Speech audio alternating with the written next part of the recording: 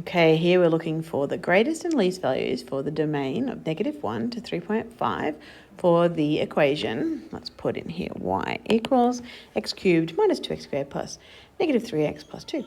So the first thing we want to do is we want to find out how high or low are these 2 points.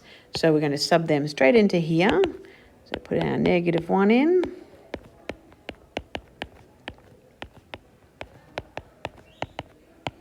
And we find that this is 2, so this point is going to be -1, 2. And we can sub in our 3.5.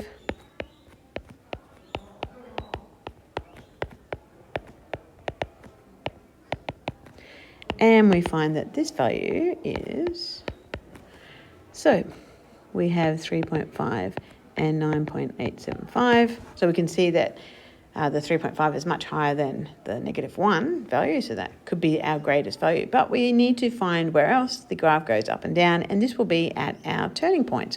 So to find our turning points, we do dy dx is equal to 0, and so we derive that 3x squared minus 4x minus 3.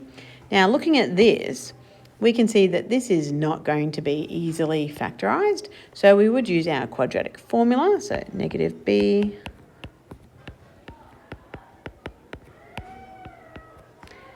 to find our x values, and what we end up with is x is equal to 2 plus root 13 on 3 or 2 minus root 13 on 3.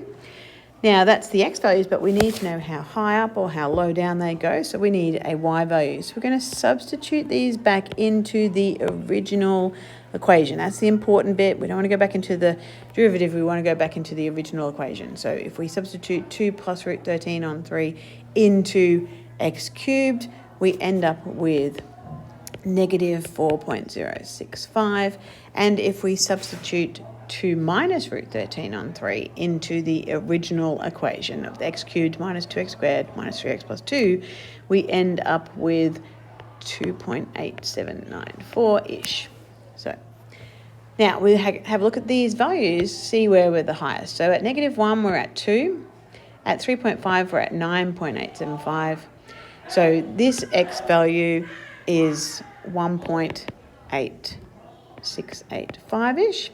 And this x value is -0.535-ish.